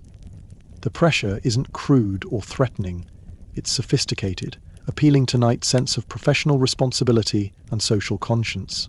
He's told that publishing conspiracy theories about Jack the Ripper will undermine public trust in legitimate journalism, encourage dangerous paranoia about government institutions, and potentially harm innocent people whose ancestors are implicated in his allegations. You observe Knight struggling with these appeals to his better nature, recognizing them as exactly the kind of sophisticated manipulation that his research has exposed. The system doesn't need to threaten him with violence or legal action. It simply needs to convince him that revealing the truth would be irresponsible, that protecting institutional reputation is more important than historical accuracy. The psychological pressure is immense. Knight finds himself questioning not just his conclusions, but his motivations for pursuing the story in the first place. Is he really serving the public interest, or is he simply seeking attention and fame? Are his sources reliable witnesses to historical truth, or are they delusional conspiracy theorists projecting their fantasies onto ambiguous evidence? These doubts, he realizes, are themselves part of the conspiracy's defense mechanism. The system has become so sophisticated that it can turn researchers against their own discoveries, making them complicit in their own suppression, without anyone needing to issue explicit orders or make direct threats. But Knight presses forward, driven by a conviction that the truth matters more than institutional comfort. His investigation expands to include not just the Jack the Ripper murders, but the entire apparatus of historical suppression that has grown up around them. He discovers that the British government has developed what amount to secret archives, repositories of documents that are officially accessible but practically impossible to examine due to bureaucratic obstacles, geographic isolation, and deliberate misfiling systems that make crucial materials nearly impossible to locate. The research reveals that historical truth in Britain isn't simply discovered or suppressed, it's carefully curated, with inconvenient facts preserved but isolated, and comfortable narratives promoted through official channels, while alternatives are marginalized through professional pressure and academic gatekeeping. Knight realizes that his investigation has uncovered something larger than a Victorian-era murder conspiracy. He's discovered the infrastructure of modern mythology management, the systematic apparatus through which democratic societies control historical understanding in service of contemporary power structures. The Jack the Ripper case, whether his royal conspiracy theory is accurate or not, has become a window into how truth itself is managed in the modern world. And that revelation, he suspects, may be more dangerous than any historical secret could ever be. You watch Knight prepare his manuscript, knowing that he's about to challenge not just a century-old murder mystery, but the entire system of information control that has grown up around it. The truth is finally coming to light, but the question remains, is society ready to confront what that light reveals? Chapter 10. The Confession That Destroyed Everything. 8 years have passed since Stephen Knight's explosive revelations shook the foundations of Jack the Ripper scholarship, and you find yourself in the offices of the Sunday Times on a grey London morning in 1978. The atmosphere is thick with the tension that comes from witnessing the controlled demolition of what might have been the most significant historical revelation of the 20th century. Joseph Sickert sits across from veteran journalist Peter Hoonham, his face bearing the haggard expression of a man who's been carrying an impossible burden. The same man who 8 years ago provided the detailed testimony that formed the backbone of Knight's royal conspiracy theory is now preparing to systematically destroy everything he previously claimed to be true. You can sense the gravity of what's about to unfold. This isn't just a simple retraction or clarification. This is the methodical dismantling of a story that has captivated researchers, horrified readers, and challenged fundamental assumptions about how power operates in British society. The conspiracy theory that seemed to explain everything is about to be revealed as an elaborate fiction. I need to be absolutely clear about this, Sickert says, his voice steady but tired. Everything I told Stephen Knight about my father's involvement in the Jack the Ripper murders was false. The royal conspiracy, the Masonic involvement, Prince Albert Victor's marriage to Annie Crook, I made it all up. The silence that follows is deafening. Hoonham, a seasoned journalist who's covered his share of political scandals and criminal conspiracies, struggles to process what he's hearing. The story that Knight built his reputation on, that spawned countless books and documentaries, that seemed to finally provide answers to one of history's greatest mysteries, is crumbling before their eyes. When you say made it up, Hannum ventures carefully, do you mean you exaggerated certain details, or... I mean I invented it completely, Sickert interrupts, his words carrying the weight of absolute finality. There was no royal marriage. My father never told me anything about Jack the Ripper. The entire story was a fabrication designed to, well, to see how far I could push it. You observe the devastation in Hownham's expression as he realizes the implications, not just for Knight's book, but for everyone who believed in the story, who saw it as evidence that truth could eventually triumph over institutional cover-up. The revelation isn't just disappointing, it's a catastrophic betrayal of trust that undermines faith in investigative journalism itself. But as you watch Sickert deliver his confession, something doesn't feel quite right. His body language, his word choices, the way he avoids direct eye contact, everything suggests a man reciting a script rather than revealing a personal truth. The confession feels as manufactured as the original story, performed rather than authentic. The inconsistencies become more apparent as the interview progresses. Sickert's explanation for why he fabricated such an elaborate story keeps shifting. First, he claims it was an experiment to test Knight's gullibility. Then, he suggests it was a creative exercise that got out of hand. Finally, he admits that he was seeking attention and financial gain from the story's publication. Each explanation contradicts the others, and none of them adequately account for the sophisticated level of historical detail that characterized his original testimony. The man who supposedly invented an intricate conspiracy theory involving Victorian politics, Masonic ritual and royal protocol now claims to have done so through casual research and imaginative speculation. Sickert produces a folder of documents that he claims prove his fabrication. Letters supposedly written by his father that actually came from other sources. Photographs that were misidentified or deliberately mislabeled. Research materials that show how he constructed the conspiracy theory from fragments of unrelated historical facts. But many of these proofs of fabrication raise more questions than they answer. Some of the documents that Sickert claims to have forged contain information that wasn't publicly available when he allegedly created them.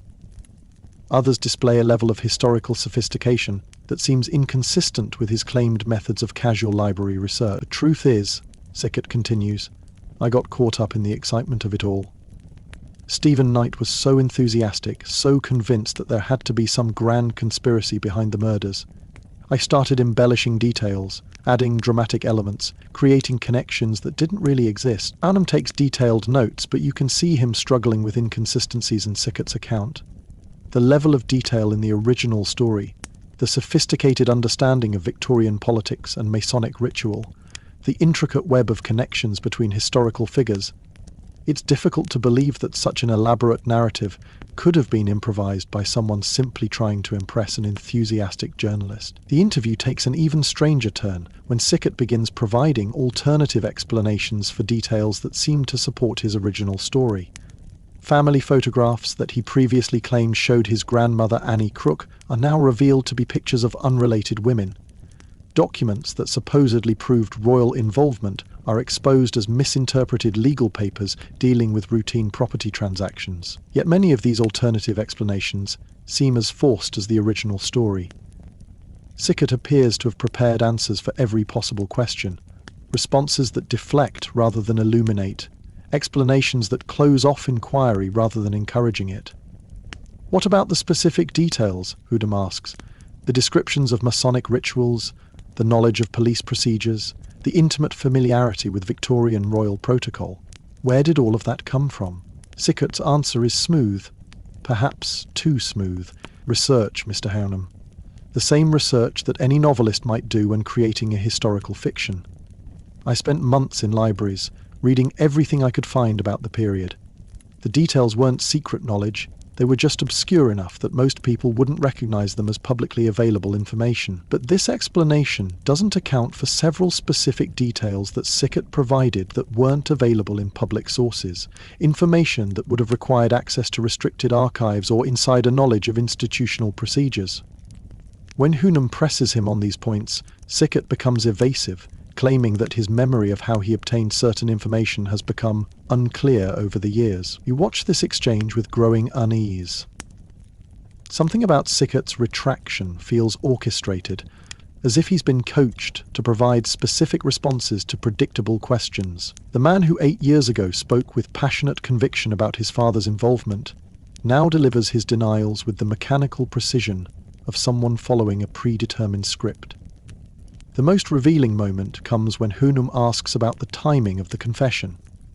Why, after 8 years of standing by his story, despite intense scrutiny and criticism, has Sickert suddenly decided to admit that it was all fabricated? Sickert's response is notably weak. He claims that he's been troubled by his conscience, that he couldn't continue living with the lie, that he felt obligated to set the record straight before more people were misled by his deception. But the timing suggests other factors at work. Knight's book has recently been optioned for a major Hollywood film production. Several academic researchers have begun using his work as the foundation for serious historical studies. The story has gained enough credibility to potentially embarrass powerful institutions if it continues to spread.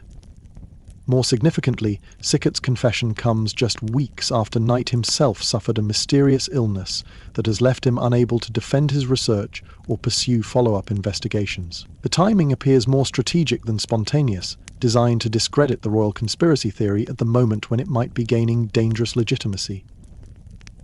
The interview continues for hours, with Sickert methodically dismantling every aspect of his original testimony. He provides alternative explanations for every piece of evidence, alternative sources for every specific detail, alternative motivations for every suspicious circumstance. It's a masterclass in historical deconstruction, performed by someone who seems to understand the original story better than its supposed creator.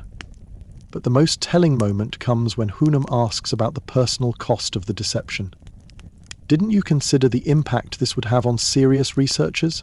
On people who believed they were finally getting answers to legitimate historical questions? For just a moment, Sickert's composure falters. You see something flicker across his face. Guilt, perhaps, or regret, but not the guilt of someone confessing to a lie. It's the guilt of someone being forced to tell a lie for reasons he can't explain. Yes, I've thought about that, he says, his voice losing some of its rehearsed quality. I never intended for it to go as far as it did. I thought Knight would fact-check the story, discover the inconsistencies, realize it was too good to be true. There's the ring of genuine emotion there, but it's not the emotion of a hoaxer confessing to his deception. It's the emotion of someone who's being forced to destroy something he believes in for reasons that have nothing to do with truth or falsehood. As the interview reaches its conclusion, Sickert makes statements that will be quoted in every subsequent discussion of the Jack the Ripper case. But you notice that even as he delivers these final denials, his body language suggests deep reluctance, as if he's being compelled to speak against his will. I want to be absolutely clear that there is no royal conspiracy, no Masonic involvement, no cover-up of any kind, he states with mechanical precision. Jack the Ripper was exactly what he appeared to be, a lone madman whose identity will probably never be known. But you can see the cost of these words in his eyes. This isn't the relief of a man finally unburdening himself of a guilty secret. This is the resignation of someone who's been backed into a corner and forced to choose between his own credibility and something larger that he can't openly discuss. After the interview concludes and Sickert leaves, Hunnam sits alone in his office, staring at pages of notes that represent the destruction of one of the most compelling historical theories of the modern era. But, rather than satisfaction at having uncovered the truth, there's only a deep unease about what he's just witnessed. You can see him struggling with the same questions that will plague serious researchers for years to come. Was Joseph Sickert really confessing to a hoax? Or was he being pressured to retract a story that came too close to uncomfortable truths? Did his original testimony represent fabrication or revelation? And if it was fabrication, Why did it take 8 years and what appears to be external pressure to produce this retraction? The confession that was supposed to settle the matter once and for all has instead raised new questions about the nature of truth, the power of institutions to shape historical narratives, and the lengths to which established authority will go to protect itself from inconvenient speculation. As you prepare to leave this scene of intellectual devastation, one final detail catches your attention. On Hoonham's desk, partially hidden beneath his interview notes, is a brief memo from the newspaper's editor. It's marked confidential and bears the letterhead of a law firm known for representing Crown interests. The memo is terse. Sickert interview approved for publication. Ensure complete retraction of all conspiracy allegations. No follow-up investigation authorized. The implication is clear. Sickert's confession may have been orchestrated by the same forces that originally created the need for secrecy. The destruction of the royal conspiracy theory is as carefully managed as its creation, designed to restore official narratives while discrediting alternative explanations. But perhaps most disturbing is the realization that the truth about Joseph Sickert's confession may be unknowable. Whether his original story was true or false, whether his retraction was genuine or coerced, has become irrelevant to the larger pattern of information management that surrounds the Jack the Ripper case. The confession has served its purpose, restoring doubt where certainty was beginning to emerge, fragmenting consensus around alternative explanations, and returning the case to its status as an unsolvable mystery rather than a solved conspiracy. Yet questions remain. If Sickert fabricated his original story, why did it take 8 years to produce a confession? If his retraction was genuine, why does it feel so obviously coached? And if the royal conspiracy theory was false, why did it require such elaborate efforts to discredit it? The truth about Joseph Sickert's confession may be more complex than anyone realizes, and the Jack the Ripper conspiracy, whether real or imagined, continues to demonstrate its power to shape how stories are told and retold in the service of institutional stability. Final reflection.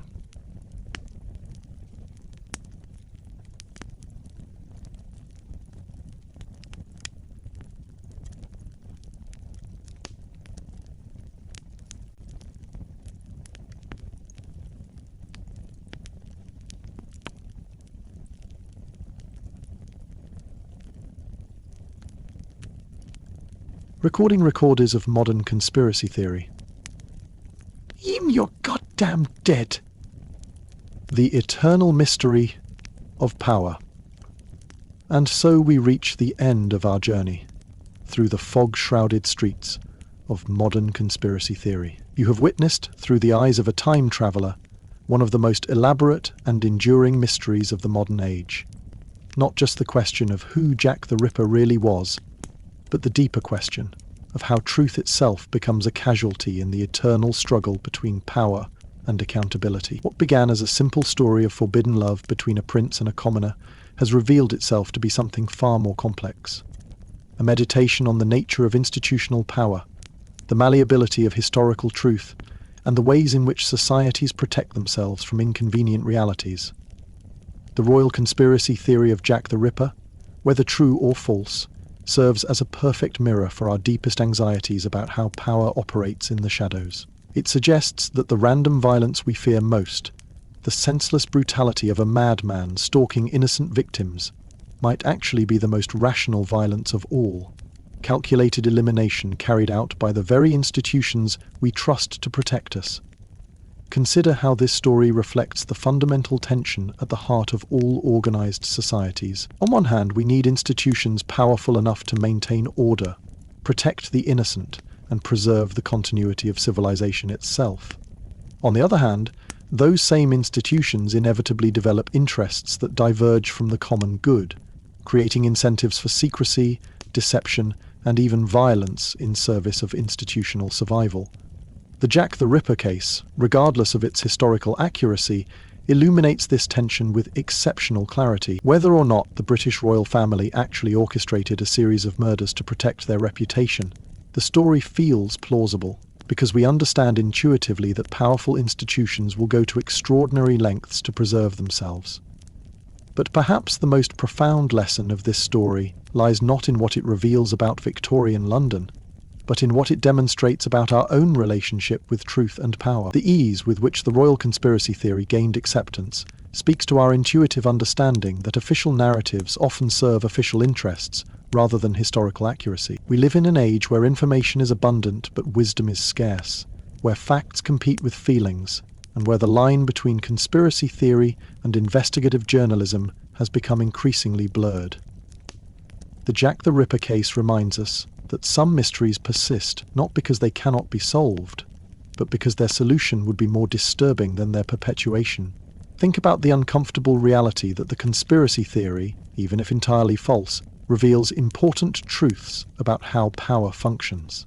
The mechanisms described in the story, the coordination between medical authorities, police officials and media outlets to shape public perception, are precisely the mechanisms that operate in modern society when institutions need to manage inconvenient revelations. Whether or not Sir William Gull actually orchestrated the Whitechapel murders, we know that similar conspiracies have occurred throughout history. Governments have assassinated their own citizens.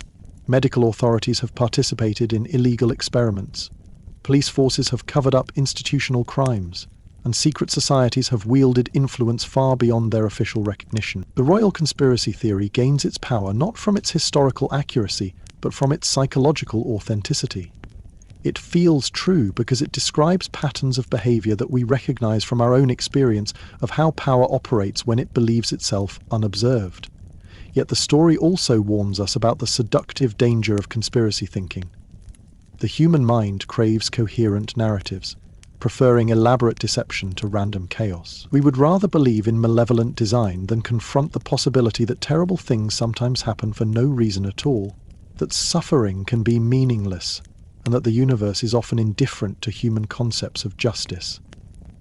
This preference for meaningful explanation over meaningless truth reflects a deep psychological need that conspiracy theories both exploit and satisfy. The Jack the Ripper mystery endures partly because it offers the comfort of explanation in a world that often seems inexplicably cruel and random. Joseph Sickert's confession and retraction embodies this paradox perfectly. Whether his original story was true or false, his subsequent denial demonstrates how truth itself becomes weaponized in the struggle between revelation and reputation. The fact that we cannot know with certainty whether he was confessing to a lie or being forced to lie about the truth illustrates the epistemological crisis that conspiracy theories both create and exploit. Consider the psychological impact of this uncertainty. If Sickert was telling the truth in 1970 and lying in 1978, then we've witnessed the successful suppression of a historical revelation that could have changed our understanding of how power operates. If he was lying in 1970 and telling the truth in 1978, then we've witnessed the dangerous power of false narratives to mislead sincere researchers and distort historical understanding. But perhaps most unsettling is the possibility that both his confession and his retraction contained elements of truth and falsehood, that the reality is more complex than either simple explanation can encompass. This ambiguity itself may be the most important lesson of the entire story. The modern world has become increasingly comfortable with this kind of epistemological uncertainty. We live in an information environment where competing narratives coexist, where truth becomes a matter of perspective rather than discovery, and where the distinction between fact and interpretation has become increasingly blurred. The Jack the Ripper case anticipated this postmodern condition by more than a century. It demonstrated how historical truth can become infinitely malleable when subjected to enough institutional pressure, how evidence can be interpreted to support radically different conclusions, and how the same facts can be used to construct entirely contradictory narratives. In this sense, the mystery of Jack the Ripper isn't really about Victorian crime at all. It's about the nature of truth in complex societies, about the relationship between power and knowledge, and about the psychological mechanisms that make conspiracy theories both necessary and dangerous. The women who died in those fog-shrouded streets of 1888, whether they were random victims of a sexual sadist or calculated casualties of political necessity, deserve to be remembered as more than footnotes in someone else's conspiracy theory. They were human beings with their own dreams, fears and struggles, reduced by both official history and alternative theories to mere plot devices in larger narratives about power and deception. Mary Nichols, Annie Chapman, Elizabeth Stride, Catherine Eddowes, and Mary Jane Kelly lived lives of extraordinary hardship in a society that offered them few opportunities and little protection. They struggled against poverty, violence, and social marginalization with whatever resources they could muster. Their deaths were tragedies regardless of who killed them or why. Yet their stories have been overwhelmed by the larger mythology that grew up around their murders. They've become symbols rather than individuals, their humanity sacrificed to the narrative demands of mystery and conspiracy. This transformation itself reflects something important about how societies process violence and injustice. When confronted with senseless suffering, we instinctively seek to impose meaning, to find patterns that explain the inexplicable. The Jack the Ripper legend serves this psychological function, transforming random urban violence into a story with characters, motives, and resolution. But this transformation comes at the cost of the victim's individual humanity. Perhaps the most honest conclusion we can reach is that the truth about Jack the Ripper may be simultaneously simpler and more complex than any single theory can encompass. The murders may have been exactly what they appeared to be, the work of a disturbed individual driven by incomprehensible motivations, but they occurred within a social and political context that made them useful to powerful people, and that context shaped how they were investigated, reported, and remembered. The conspiracy may not have created Jack the Ripper, but it certainly created the Jack the Ripper legend, and that legend, in turn, has become a tool for understanding how societies manage the gap between their ideals and their realities, between their public promises and their private practices. This process of legend creation and management continues today, not just around historical mysteries, but around contemporary events that challenge official narratives or threaten established interests. The mechanisms of information control that supposedly operated in Victorian London are recognizably similar to those that operate in modern democracies, adapted to new technologies, but serving the same fundamental purpose: maintaining public confidence in institutions that may not deserve that confidence. The Jack the Ripper case teaches us to be skeptical not just of conspiracy theories, but of the institutional responses to those theories. When powerful organizations devote significant resources to discrediting alternative explanations, rather than simply presenting better evidence, we should ask why the alternatives are perceived as threatening enough to require such elaborate refutation. As you drift away from this story and back toward your own time, carry with you not certainty about what happened in Victorian London, but a deeper appreciation for the complexity of truth itself. Remember that power always seeks to control the narrative, that institutions always prioritize their own survival over individual justice, and that the most important conspiracies are often hiding in plain sight, disguised as normal operations of normal systems serving normal purposes. The fog that shrouded Whitechapel in 1888 has never fully lifted. It has simply moved, settling over new streets in new cities, concealing new secrets that future generations will struggle to uncover. The eternal mystery is not who Jack the Ripper was, but how societies balance the competing demands of truth and stability, justice and order, individual rights and institutional survival. In that sense, we are all time travelers, moving through landscapes of half-truths and manufactured mysteries, trying to navigate between cynical paranoia and naive trust. The Jack the Ripper story reminds us that the most important skill we can develop is not the ability to solve mysteries, but the wisdom to live with uncertainty while never abandoning the pursuit of truth. The choice between comfortable lies and uncomfortable truths is one that every generation must make for itself. The Victorian era chose to accept the comfortable lie of a lone madman, rather than confront the uncomfortable possibility of institutional corruption. Our own era faces similar choices about how much truth we're willing to tolerate in exchange for stability and order. Perhaps the real lesson of Jack the Ripper is that the price of institutional legitimacy is eternal vigilance against institutional power. The same forces that may have orchestrated murders in Victorian London continue to operate today, adapted to new circumstances, but pursuing the same fundamental objective: maintaining power by controlling truth. Yet there is hope in the persistence of questions, in the refusal of successive generations to accept official explanations at face value, in the continued search for truth despite institutional resistance. The Jack the Ripper mystery endures not because it cannot be solved, but because each attempt to solve it reveals new layers of complexity, new questions about power and justice that transcend any single historical case. Sleep well, fellow travelers, but sleep with one eye open. Tomorrow brings new mysteries, new conspiracies, and new opportunities to choose between comfortable fictions and uncomfortable realities. The choice, as always, is yours to make. But remember that the cost of that choice extends far beyond your own comfort, shaping the world that future generations will inherit, and the truths they will be allowed to discover. In the end, perhaps that is the most important conspiracy of all. The conspiracy of silence that allows power to operate without accountability, truth to be managed like a commodity, and justice to be subordinated to institutional convenience. Whether or not Jack the Ripper was a royal conspiracy, the response to that possibility reveals the existence of mechanisms for controlling truth that are far more dangerous than any individual killer could ever be. The eternal mystery of power is not how it conceals its crimes, but how it convinces us that concealment is necessary for our own protection. And in that mystery, we are all complicit, all victims, and all potential conspirators in the ongoing struggle between truth and power that defines the human condition.